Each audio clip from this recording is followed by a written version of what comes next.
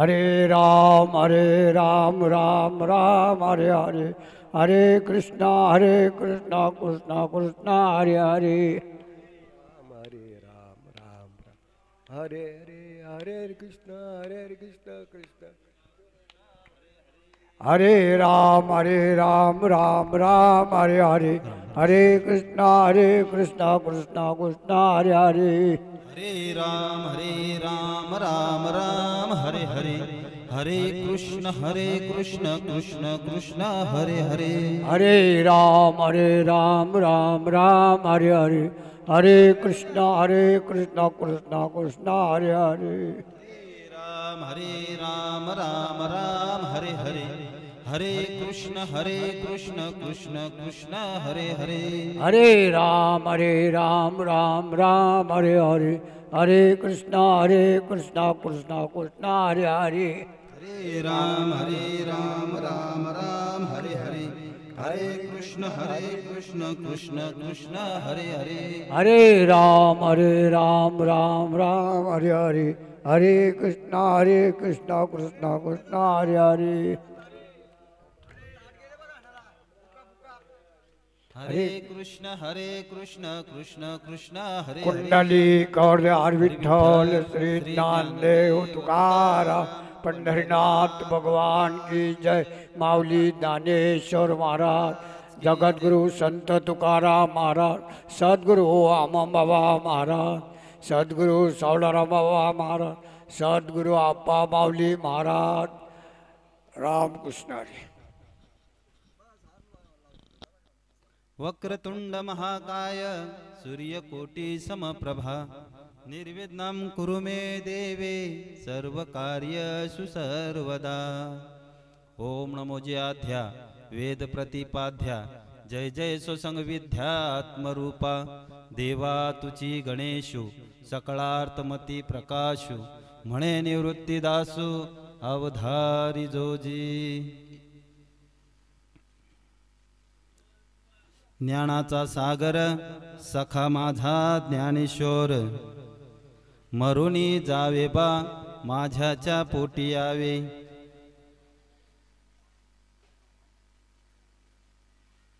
ज्ञानाचा सागर सखा माझा ज्ञानेश्वर, मरुनी जावे बा माझ्याच्या पोटी यावे।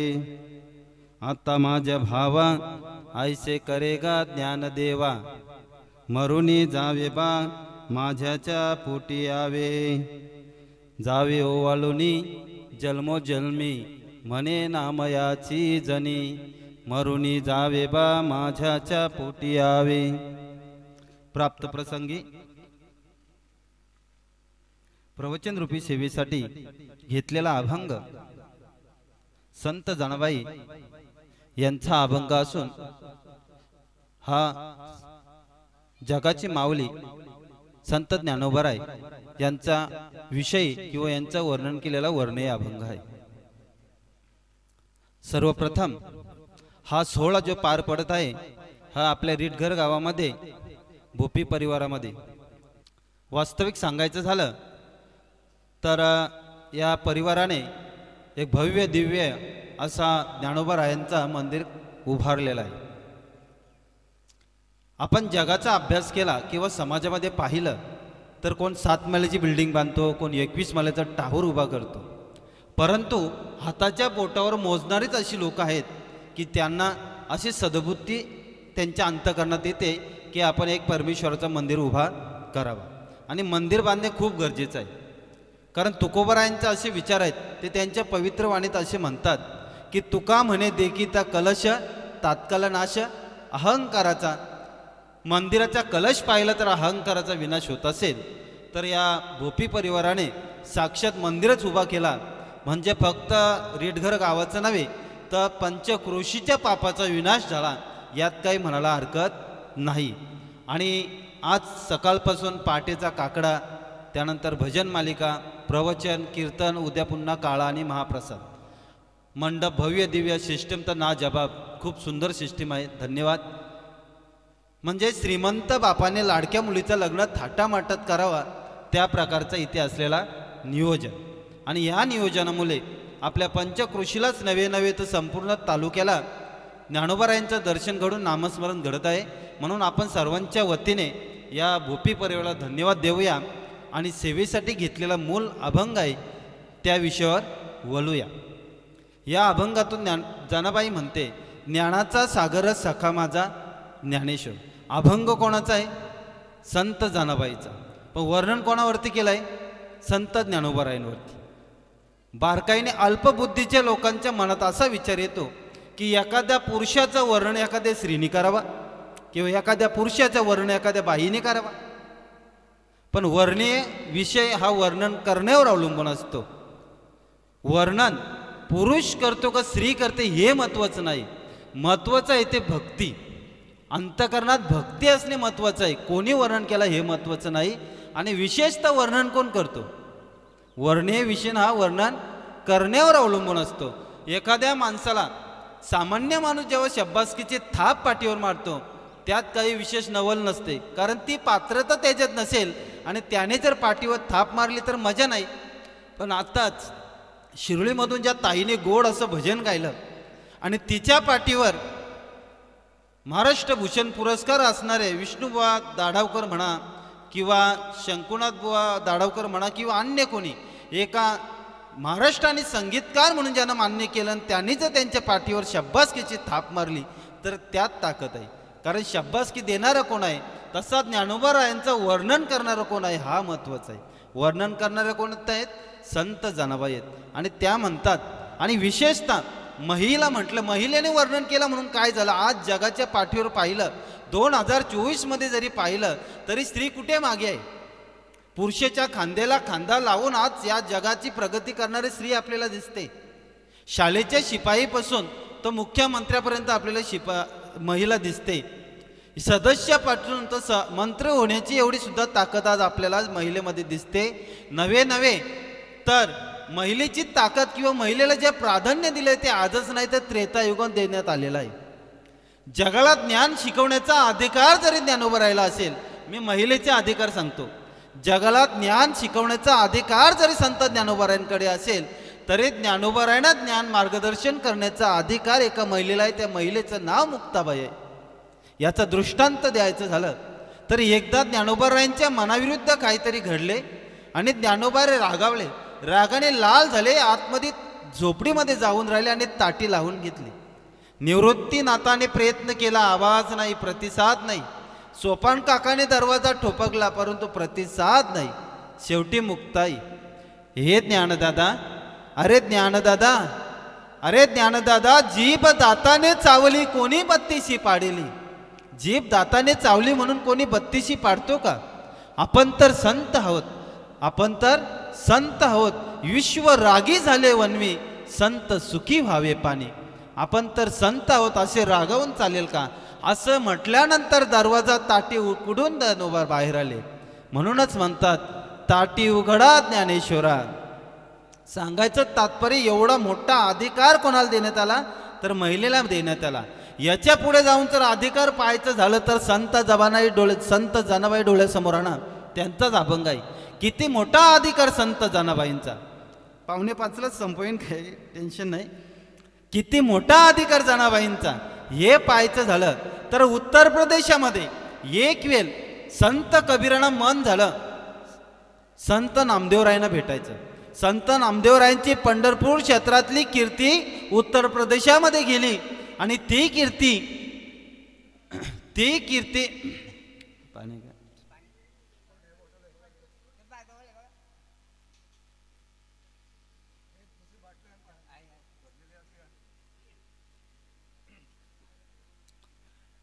संत नामदेवरायांची कीर्ती कबीर महाराजांच्या कानावर पडली.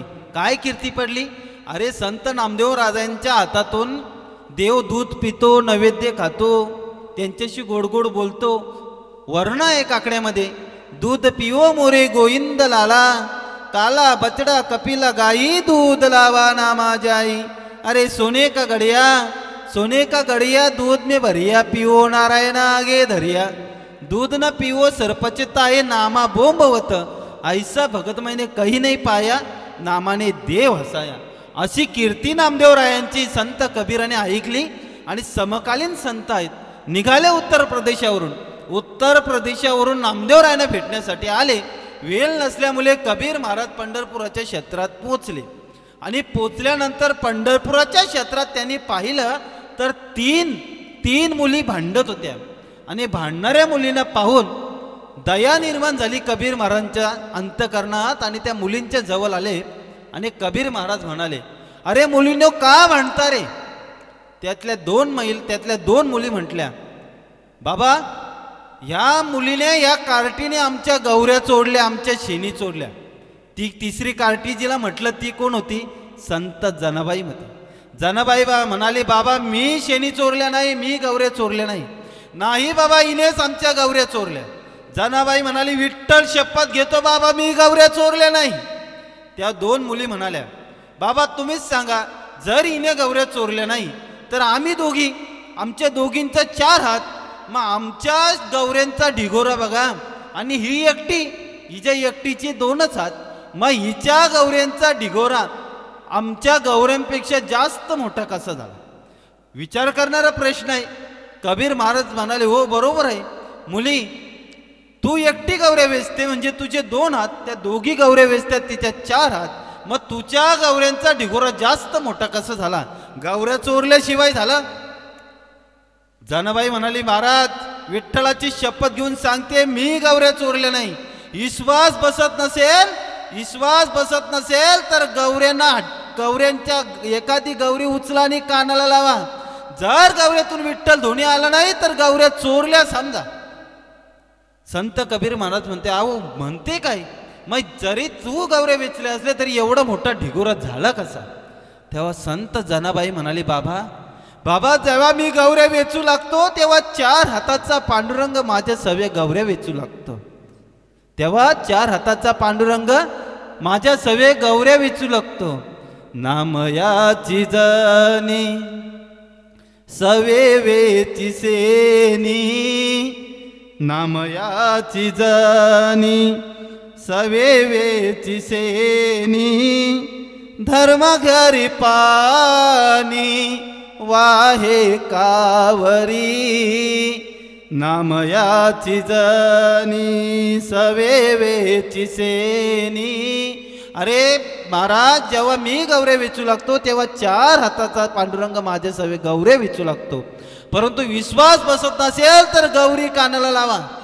शेवटी कबीर महाराज खाली बसले आणि गौरी कानाला लावली तर गौरीतून विठ्ठल ध्वनी, दुसरी गौरी कानाला लावली त्यातून विठ्ठल ध्वनी, सर्व गौऱ्यांच्या मधुर विठ्ठल ध्वनी. चकित झाले कबीर महाराज आणि म्हणाले, अगं तू आहेस तरी कोण? जिवंत माणसांच्या मुखातून विठ्ठल नाम निघत नाही. मी जिवंत माणसांच्या म्हणालो, पण शेणी निर्जीव आहे त्यांच्या मुखातून त्यांच्यातून विठ्ठल ध्वनी निघते, तू आहेस तरी कोण? तेव्हा ती म्हणाली, मला नामयाची दासी म्हणतात. कबीर महाराज विचार करू लागले, ज्या नामदेवाला भेटण्यासाठी आलो त्या नामदेवाची शिष्याच्या मुखातून तिच्या दासीतून जर विठ्ठल ध्वनी, तिच्या शेणीतून जर विठ्ठल ध्वनी निघत असेल तर नामदेव महाराज कसे असतील?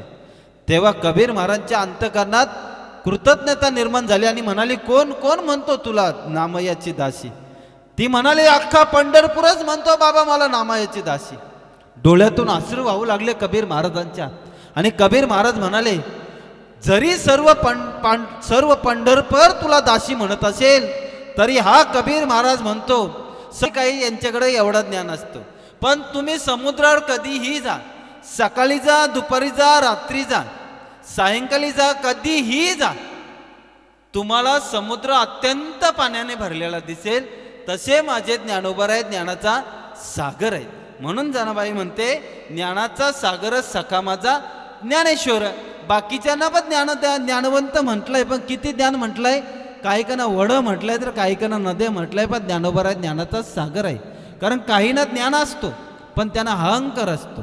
डोळ्यासमोर जगाला ज्ञान शिकवणारे, ज्याने 4 वेद 6 शास्त्र 18 पुराणांची ज्या व्यासाने निर्मिती केली, ते नदीच्या काठी उभे राहतात आणि ते नदीच्या काठीमध्ये उभा राहिल्यानंतर एक गवताची काडी त्या नदीच्या पाण्यामध्ये बुडवावी आणि ती काडी समोर उभी केली की त्या काडीला फक्त एक पाण्याचा बिंदू उभा असतो.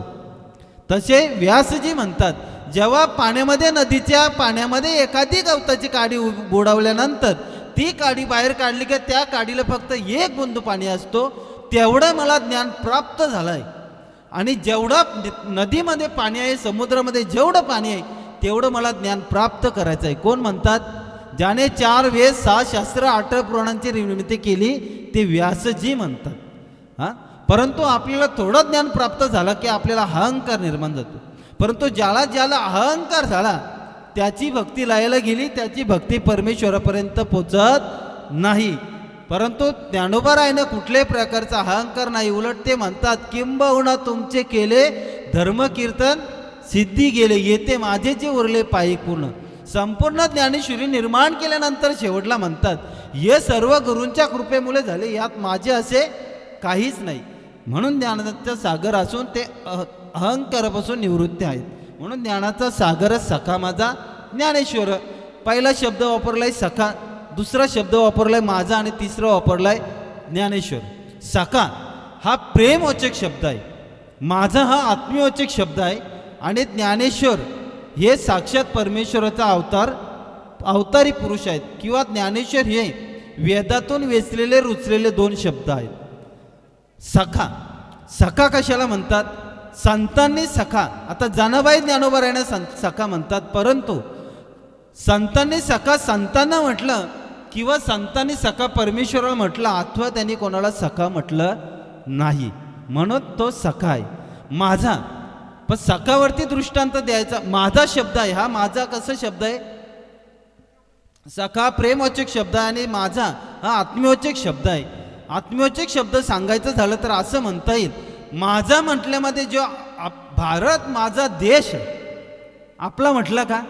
नाही. आपल्यामध्ये कुठेतरी दुरावा आहे ना, माझ्यामध्ये अगदी जवळचा आहे. पण या माझ्यामध्ये ममत्व आहे पण स्वार्थपणा नाही. उदाहरणार्थ सांगायचं झालं तर एक वेळ 4-5 वर्षाचे बाळ टिळक शाळेमध्ये शिकत होते आणि मधल्या बेंचीवर बसत होते. आणि मधल्या बेंचीवर बसले असता गुरुजीने एक दिवस भारत देशाचा तक्ता नकाशा भिंतीवर लावला आणि वर्गात बसलेल्या अनेक विद्यार्थ्यांमध्ये एकाला उभं केलं.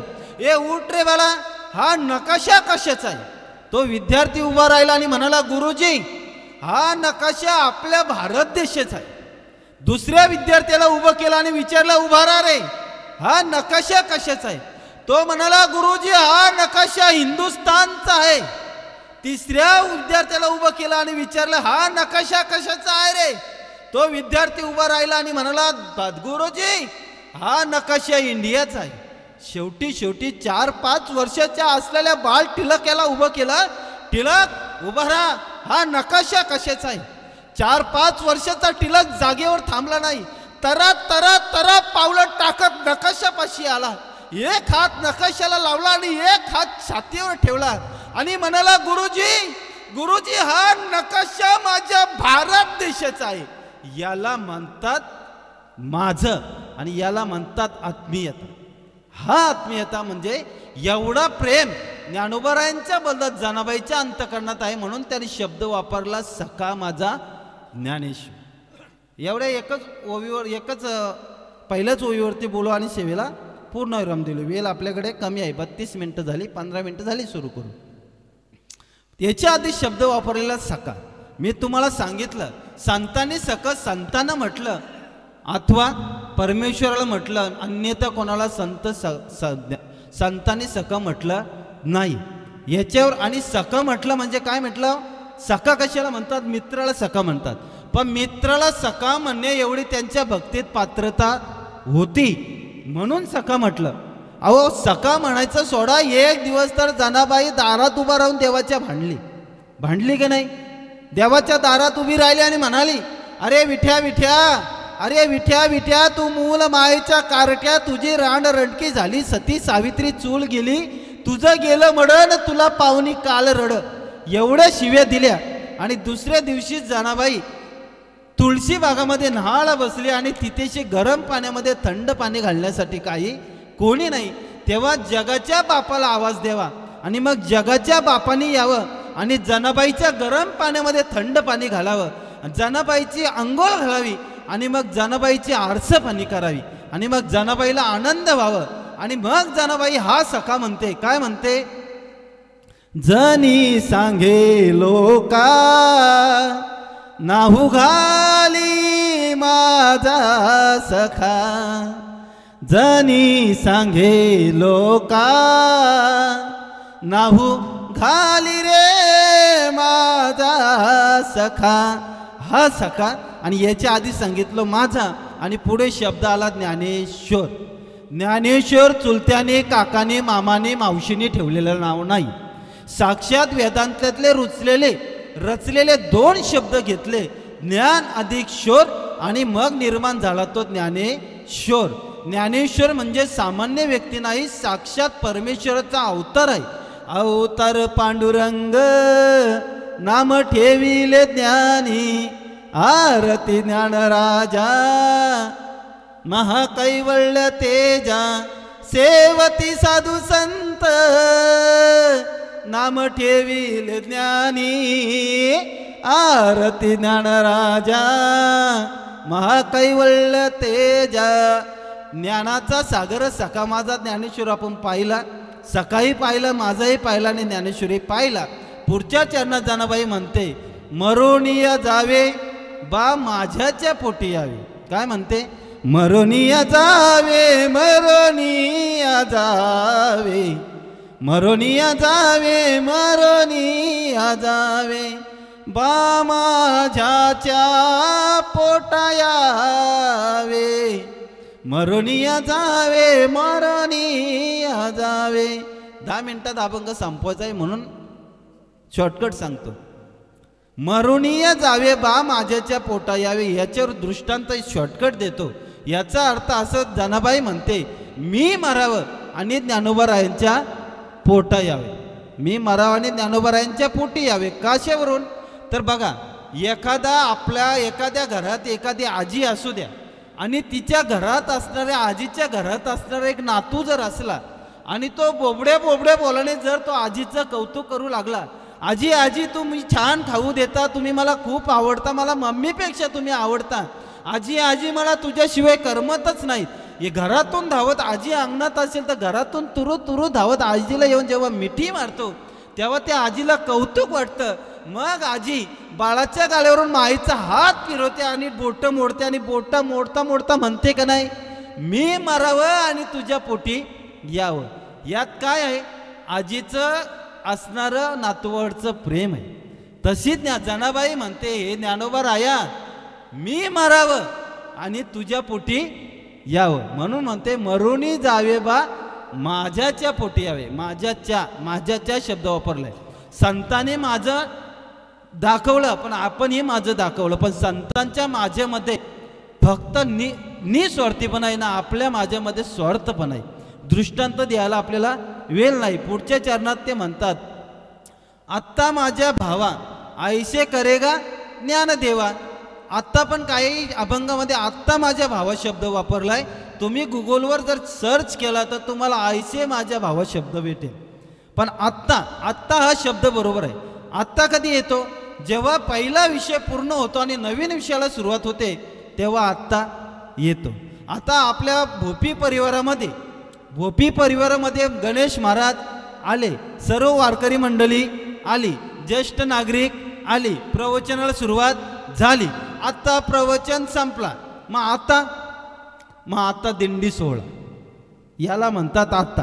पहिला विषय संपला, दुसऱ्या विषयाला सुरुवात होते तेव्हा तिथे आत्ता येतो.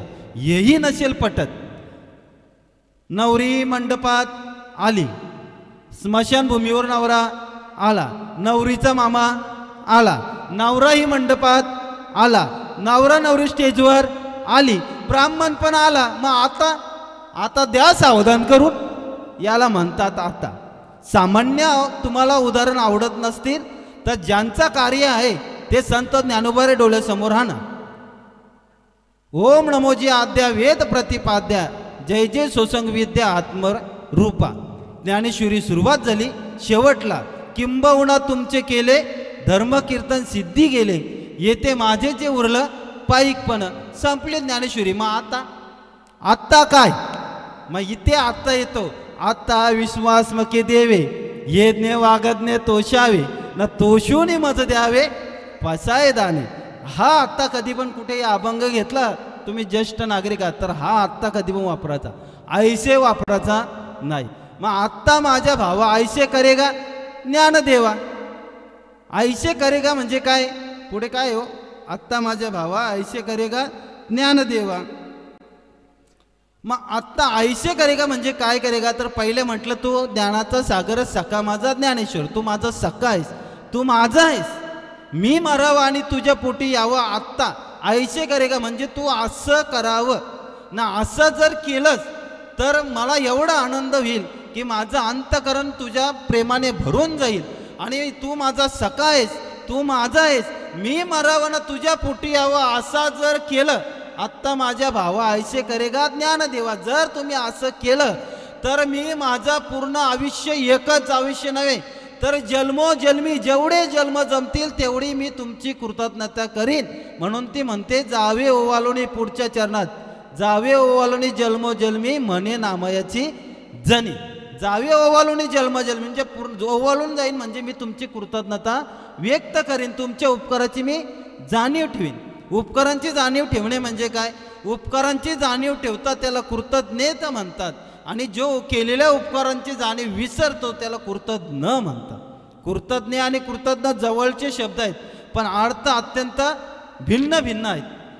जो केलेल्या उपकारां, ज्याने आपल्यावर उपकार केले, आता रिडघर गावाचे, खाणाव गावाचे, पंचकृषीचे माझ्यावर उपकार आहेत की माझ्यासारखे अल्पबुद्धीचे शब्द तुम्ही ऐकून घेताय, तुमचे माझ्यावर असणारे उपकार आहेत.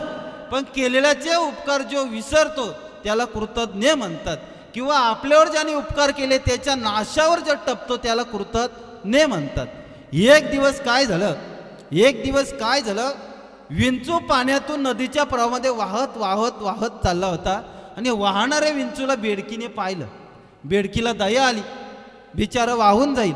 बेडकीने टपक्यान पाण्यात उडी मारली, पवत पवत गेली आणि विंचूला पाठीवर घेतलं आणि आता परतीच्या रस्त्याला निघाली. विंचूला वाचवावं म्हणून त्या बेडकीने काय केले, उपकार केले. त्याला उड्या मारत मारत नदीच्या काठी आलं. जिथपर्यंत नदीच्या मध्यभागी विंचू बेडकीच्या पाठीवर बसला होता तोपर्यंत विंचू हरिभक्त परायण होता. आणि नदीच्या काठी आल्यानंतर विंचूला वाटलं ह्या बेडकीला दाखवून द्यावं या पट्ट्याला काय म्हणतात. उतरता नांगी मारली. बेडकी 5-5 फुटा उड्या मारत गेली. बेडकीने काय केलं होतं, उपकार केलं होतं, पण त्या विंचवाला त्याचा विसर पडला. मग आपल्यावर ज्याने उपकार केले ते उपकारांची ज्याला विसर पडतो त्याला कृतज्ञ म्हणतात आणि केलेल्या उपकाराची जाणीव ठेवतो त्याला कृतज्ञ म्हणतात. मग ही कृतज्ञता एक उदाहरण देतो आणि विषयाला सेवेला पूर्ण विराम देतो. कृतज्ञता कशाला म्हणतात तर शुकाचाराने पांडवांच्या यज्ञामध्ये फक्त पोपटाच्या रूपात भाताचा एक शीत खाल्ला. किती शीत खाल्ला होता भाताचा, एक शीत खाल्ला. तर त्याची कृतज्ञता, त्या उपकारांची फेड करण्यासाठी शुकाचार्याने वीर अर्जुनाला ज्ञान दिलं. त्यानंतर त्यांचा पुत्र अभिमन्यूला ज्ञान दिलं आणि अभिमन्यूचा पुत्र परीक्षितीला सुद्धा 7 दिवस ज्ञान दिलं, 7 दिवस भागवत शिकवलं. किती खाल्ला होता, एक शीत. तुम्ही आम्ही आतापर्यंत लोकांच्या किती पंक्ती आणल्या असतील भरोसा नाही. त्या एक शीत खाल्लं पण 3 पिढ्यांना ज्ञान दिलं. नुसतं ज्ञान दिलं नाही तर परिषदाचा उद्धार केला 7 दिवसात. शुशोके आपण करुणी कीर्तन उद्धरीला परिषिती. हा प्रमाण आहे. एक भाताचा शीत खाल्ला तर 3 पिढ्यांना ज्ञान दिलं. तुम्ही आम्ही किती पंक्ती आणल्या याचा हिशोब नाही. सांगायचं तात्पर्य ज्याची खावी पोली त्याची वाजवावी टाळी. म्हणून जनाबाई म्हणते की तुम्ही माझ्या सखे आहात, तुम्ही माझे आहात. पहिल्या चरणात म्हटलं, दुसऱ्या चरणात म्हटलं मी मारावं आणि मी तुमच्या पोटी यावं. आणि हे जर असं झालं, तिसऱ्या चरणात म्हणतात जर तुम्ही हे असं सर्व काही केले तर मी तुमची कृतज्ञता करीन. मला जेवढे जन्म भेटेल त्या जन्मात मी तुमची आरती वावळेन, तुमच्या उपकारांची जाणीव ठेवीन. म्हणून शेवटच्या चरणात म्हणतात जावे ओवाळून जन्मोजन्मी म्हणे नामयाची जणी वेळ नसल्यामुळे जेवढ्या कमी वेळात मला सांगण्यात आला तेवढा सांगण्याचा प्रयत्न केला. इथे बसलेले सर्व मंडळी ज्ञानी आहात. मी सांगतो हे माझ्यासाठी कदाचित नवा असेल, पण तुमच्यासाठी सर्वात जुना पाठांतरातला विषय आहे. पण तुम्ही माझं ऐकून घेता हा तुमच्या मनाचा मोठेपणा आहे. अशीच तुमचे उपकार माझ्यावरती राहू द्या. अल्पबुद्धीने जेवढं मला सांगता आलं तेवढं सांगण्याचा प्रयत्न केला. झालेली सेवा ज्ञानोबरायांच्या चरणी अर्पण करतो आणि जे काही योग्य असेल ते माझे गुरुवर्य हरिभक्त परायण अवतारी पुरुष साक्षात परमेश्वर विश्वनाथ महाराज वारिंगी आदरणीय बाबा यांच्या तीक्ष्ण बुद्धीने जे ज्ञान मिळालं ते अल्पबुद्धीने तुमच्या समोर ठेवतो. आणि या चुकीचा असेल तो माझ्या अल्पबुद्धीचा दोष वाणीचा दोष समजून परत घेतो आणि योग्य ते ज्ञानेश्वरांच्या चरणी अर्पण करतो. पुंडली कवरदेव हरी विठ्ठल श्री ज्ञानदेव तुकाराम पंढरीनाथ भगवान की जय. ज्ञानेश्वर महाराज की जय. महाराज की जय. वेळ झालेला आहे. प्रसाद घ्यायचा का नाही? वेळ कमी असल्यामुळे ज्येष्ठ भाविकांच्या मार्गदर्शनाने प्रसादन आपण घेत नाहीत. लावी आहे त्यामुळे क्षमा मागतो किंवा वेळेच्या अभावी असं ॲडजस्ट करणे काळाची गरज आहे. पुन्हा एकदा पुंडली कवरदेव हरी विठ्ठल श्री ज्ञानदेव तुकाराम पंढरीनाथ भगवान की जय. ईश्वर महाराज की जय.